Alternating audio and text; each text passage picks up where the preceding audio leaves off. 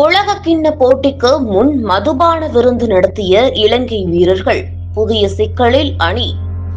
நடந்து முடிந்த 20-20 உலகக்கிண்ண தொடரில் தென்னாப்பிரிக்கா அணியுடனான போட்டிக்கு முந்தைய இரவு இலங்கை அணியின் சில மேலாளர்கள் மற்றும் வீரர்கள் மதுபான விருந்தொன்றை நடத்தியதாக ஆங்கில நாளிதழ் ஒன்று செய்தி வெளியிட்டுள்ளது. அணியின் மேலாளர், 3 முன்னணி துடுப்படுத்தாளர்கள், ஒரு வேகப்பந்து வீச்சாளர் மற்றும் ஒரு சகலத்துறை வீரர் ஆகியோர் இந்த விருந்தில் பங்கேற்றுள்ளதாக தெரியவந்துள்ளது. அத்துடன் இந்த விருந்து அணியின் உதவி மேலாளரின் அறையில் நடந்துள்ளதாகவும் தெரிவிக்கப்பட்டுள்ளது.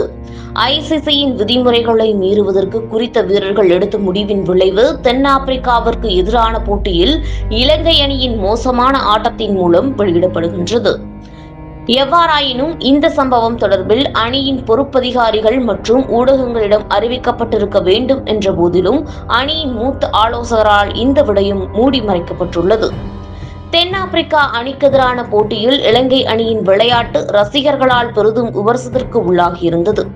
இந்நிலையில் இலங்கை அணியின் முன்னாள் தலைமை பயிற்றுவிப்பாளர் கிறிஸ் சில்வர்வுட் தனது ஒப்பந்தத்தை நீடிப்பதை இடைநிறுத்தியுள்ளார். மற்றும் ஒரு உப பயிற்றுவிப்பாளர்கள் நவீத் நவாஸின் ஒப்பந்தமும் இலங்கை அணியின் சரிவின் பின்னர் இடைநிறுத்தப்பட்டது.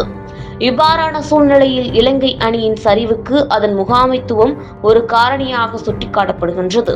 இது தொடர்பான விசாரணைகளை நடத்திய உரிய நடவடிக்கைகளை மேற்கொள்வதன் மூலமே இலங்கை அணி மீது பதிந்துள்ள கரும்புள்ளியை நீக்குவதற்கு முடியும்.